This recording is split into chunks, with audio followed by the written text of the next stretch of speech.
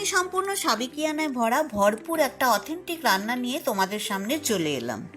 কাতলা মাছের মুড়ো দিয়ে গোবিন্দভোগ চালের মুড়ি ঘন্ট। প্রথমে সর্ষের তেল নিয়ে নিলাম, নিয়ে তাতে মাছের মুড়োগুলিকে ভাজা ভাজা করে নামিয়ে রেখেছিলাম।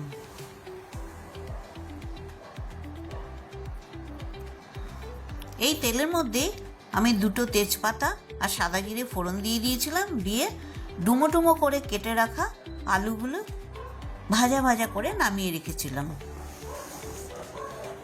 কড়াইতে আবারও সর্ষের তেল দিয়ে দিয়েছিলাম, দিয়ে পেঁয়াজ বাটা, রসুন বাটা, আদা কাঁচা লঙ্কা বাটা, ধনের গুঁড়ো, জিরের গুঁড়ো, হলুদ গুঁড়ো, লাল লঙ্কার গুঁড়ো, স্বাদ অনুসারে নুন আর একটা টমেটো দিয়ে মশলাটাকে কষাতে শুরু করলাম।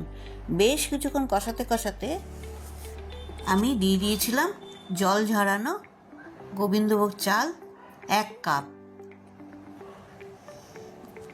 দিয়ে এই চাল আর মশলাটাকে আবারও বেশ কিছুক্ষণ কষাতে শুরু করলাম। কষাতে কষাতে এর মধ্যে ভেজে রাখা আলু আর মাছের মুড়োটা দিয়ে দিলাম।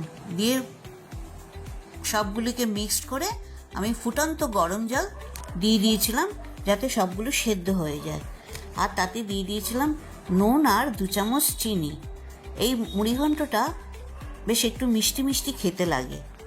নামাবার সময় রেডি করে ফেললাম গোবিন্দভোগ চালের মুড়িঘণ্ট ঘি আর গরম মশলা দিয়ে। সকলকে জানাই শুভ মহাষষ্ঠীর প্রীতি ও শুভেচ্ছা। সবাই ভালো থেকো।